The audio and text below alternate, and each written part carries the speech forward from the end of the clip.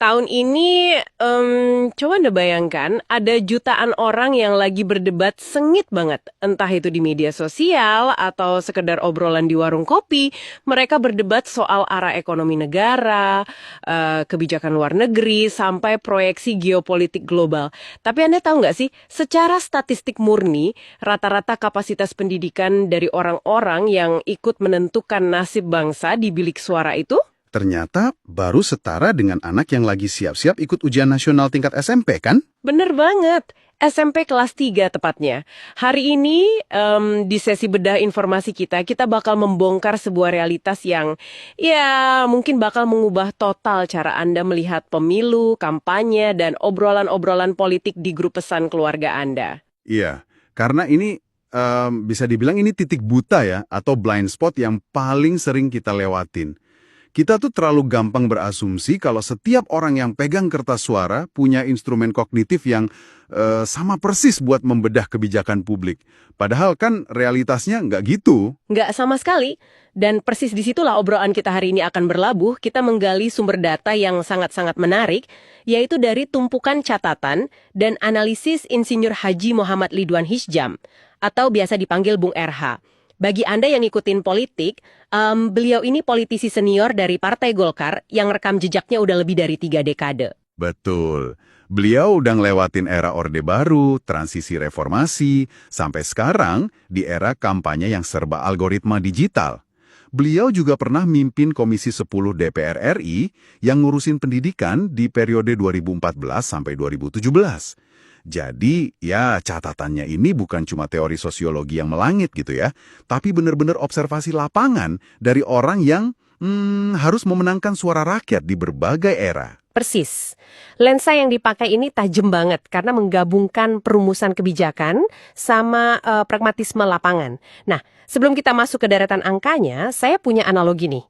Coba deh Anda bayangkan, Anda baru aja ngunduh aplikasi smartphone versi paling baru. Oke. Aplikasi ini tuh super kompleks, menuntut processing tinggi, fiturnya canggih, menjanjikan efisiensi luar biasa.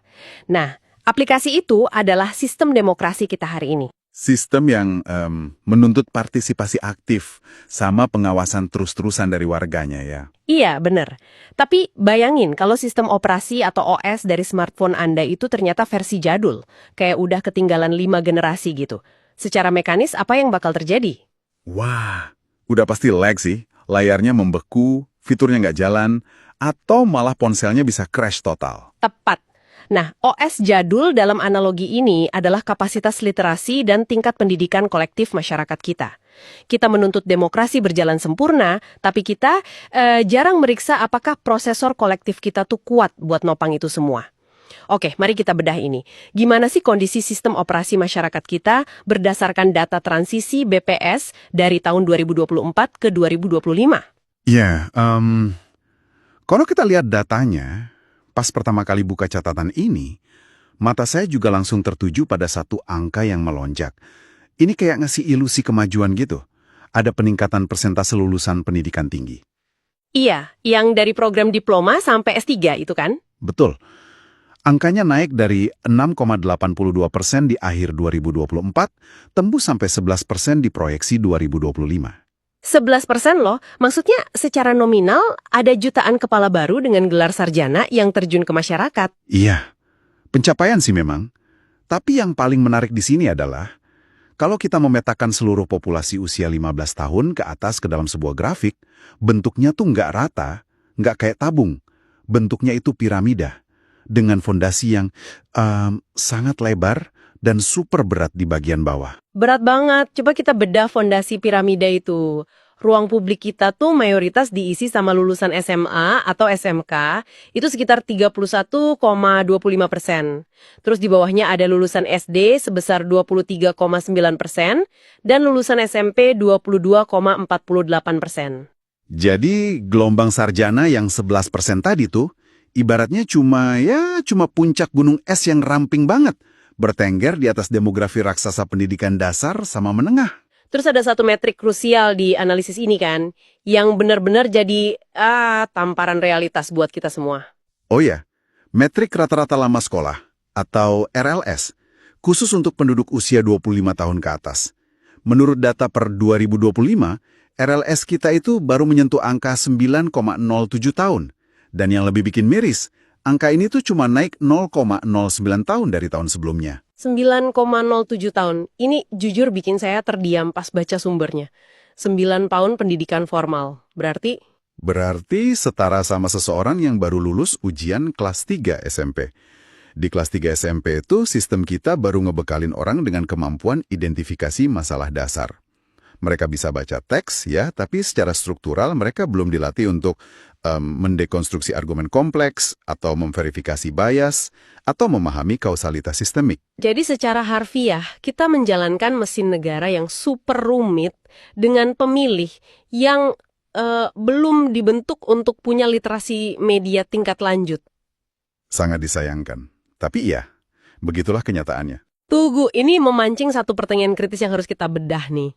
Kalau kita tahu kapasitas pemilih kita tuh setara kelas 3 SMP, terus gimana dengan gaya kampanye politisi kita selama ini? Maksud saya, apakah mereka memang sengaja dibodoh-bodohkan? Atau politisi kita yang sering salah sasaran pas komunikasi? Kayak cuma ngasih jargon doang gitu lah. Itu pertanyaan yang sering banget muncul. Tapi kalau kita lihat dengan objektif dari kacamata analisis Ridwan Hisjam, ini bukan soal membudui. Ini tentang realitas struktural. Menurut beliau, ini menuntut pendekatan politik yang harus jauh lebih edukatif dan sederhana. Sederhana gimana nih?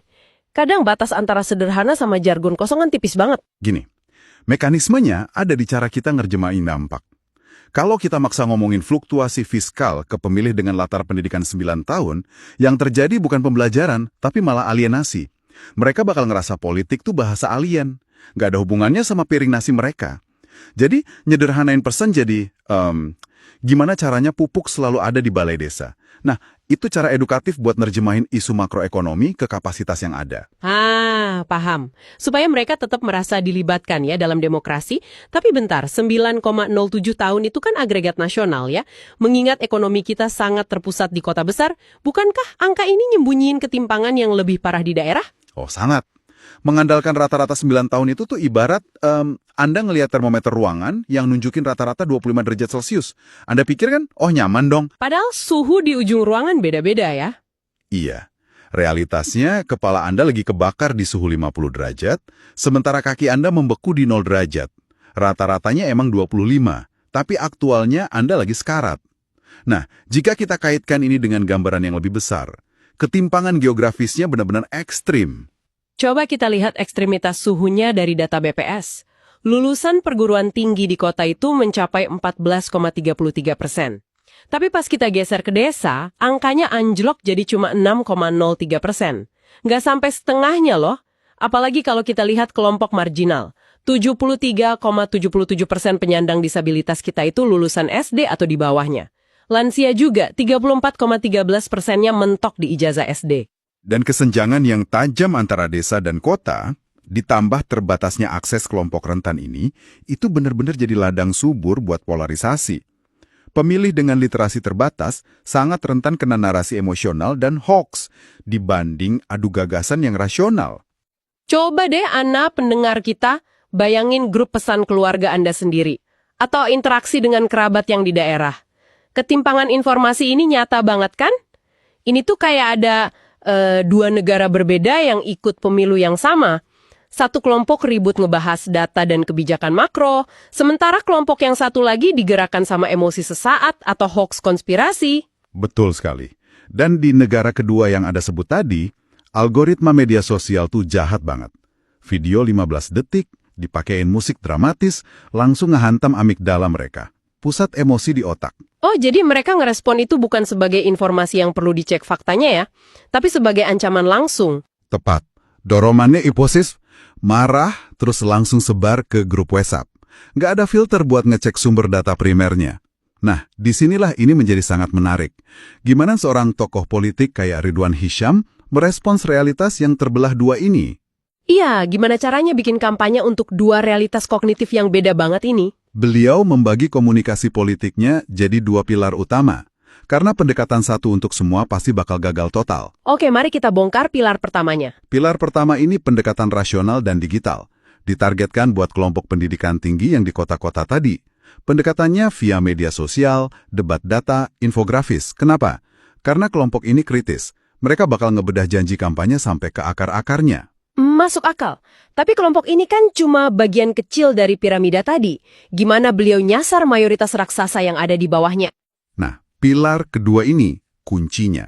Pendekatan tatap muka dan edukatif. Kita harus ingat satu fakta tambahan dari BPS nih. Ada sekitar 34,75% pekerja di Indonesia. Tunggu. 34% dari angkatan kerja kita. Iya. Tulang punggung ekonomi fisik kita dari pabrik sampai pertanian itu adalah individu dengan pendidikan SD ke bawah. Mau ngomongin defisit APBN sama mereka, nggak bakal nyambung. Jadi narasi harus difokuskan pada dampak langsung.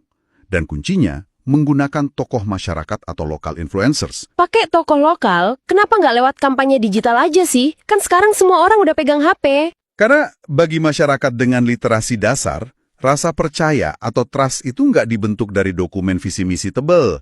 Kepercayaan dibentuk dari kedekatan personal. Mereka milih kandidat karena Pak Kiai atau kepala desa yang jamin. Validasi sosial itu jauh lebih gampang diproses daripada validasi statistik. Makanya tokoh lokal ini penting buat mencegah sikap apatis. Tapi pertanyaannya nih, apakah memecah pesan politik kayak gini benar-benar langkah edukatif? Atau jangan-jangan ini sekedar taktik cerdik marketing politik aja buat mendulang suara dari kelompok yang literasinya terbatas, kayak meminjam wibawa tokoh lokal biar warga nggak banyak nanya soal kebijakan aslinya? Ini memunculkan satu pertanyaan penting yang sering jadi perdebatan. Tapi kalau kita merujuk pada prinsip Ridwan Hisyam, landasannya adalah politik yang memanusiakan manusia. Menyederhanakan pesan atau menggunakan tokoh lokal itu bukan berarti merendahkan atau mengeksploitasi. Terus maksudnya apa dong? Maksudnya memastikan pesannya tersampaikan sesuai kapasitas mereka. Kalau kelompok mayoritas ini merasa kebijakan negara itu terlalu elit dan di luar nalar mereka, ujung-ujungnya kan apatis. Atau lebih parah, kalau digabungin sama tekanan ekonomi, bisa meledak jadi konflik sosial. Jadi pendekatan ini justru untuk meminimalisir konflik, supaya mereka tetap ngerasa jadi bagian dari demokrasi. Wow, jadi ini kayak kata pengaman sosial ya, menarik. Jadi apa makna dari semua ini?